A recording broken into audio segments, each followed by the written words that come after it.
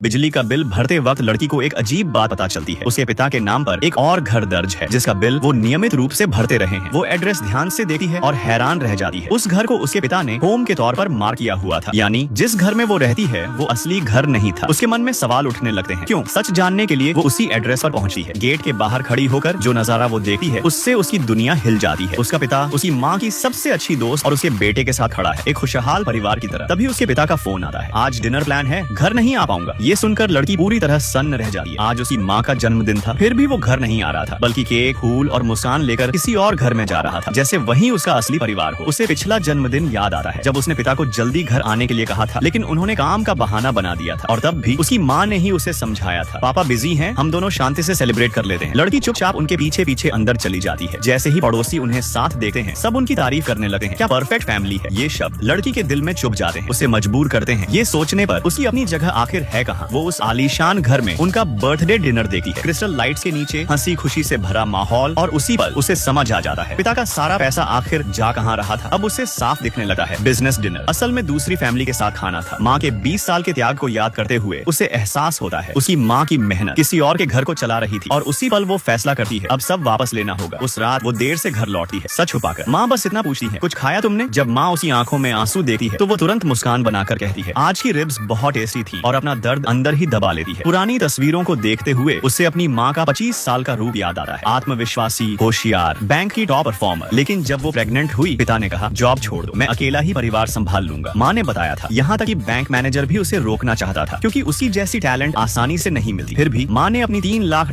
की बचत उसके बिजनेस में लगा दी, ये सोचकर कि अब मुश्किलें खत्म हो जाएंगी। और अब लड़की को सब समझ आ जा रहा है। जिस साल माँ ने नौकरी छोड़ी, उसी साल उसकी बेस्ट फ्रेंड ने उसी जगह ले ली, और धीरे धीरे उसने उसका पति भी छीन लिया। लड़की चाहती थी कि वो माँ को सब सच बता दे, लेकिन आखिर में वो खुद को रोक लेती है। वो अपनी माँ को गले लगाकर कहती है, मेरे दिल में सबसे कमाल की इंसान हमेशा आप ही रही हो। माँ मुस्कुराकर उस बात को टाल देती है, तुम हमेशा मेरी सबसे बड़ी खुशी रही हो, कभी बोझ नहीं। उससे बचपन की यादें याद आती है, जब वो चादर ओढ़कर परी बनती थी या हाई हील्स पहनकर लड़खड़ाती थी। समय बीत चुका था। माँ अब अपनी बड़ी हो चुकी बेटी को गर्व से देख रही थी, बिना ये जाने कि उसका भरोसा कब का टूट चुका है। माँ के सफेद बालों को देखकर लड़की का इरादा और मजबूत हो जाता है। ये लड़ाई उसे जीतनी ही होगी और हर चीज का हिसाब लेना होगा। वो पिता के बैंक रिकॉर्ड चेक करती है और पाती है कि बड़ी बड़ी रकम, लाखों की ट्रांसफर लगातार कहीं और जा रही है। उसे याद आता है जब उसने माँ से कहा था, कपड़े फट गए हैं, नए ले लेते हैं। तो पिता ने बीच में बोल दिया था, घर के खर्चे बहुत हैं, बचत करनी चाहिए। लेकिन जब लड़की ने अपनी पहली सैलरी से माँ के लिए जैकेट खरीदी, तब भी माँ की खुशी जैसे दबाकर रखी हुई थी। अब उसे सब साफ दिखा है। एक तरफ उसकी माँ पुराने स्वेटर में सादगी से जी रही थी, और दूसरी तरफ वो औरत हर महीने 15,000 की पॉकेट मनी उड़ा रही थी।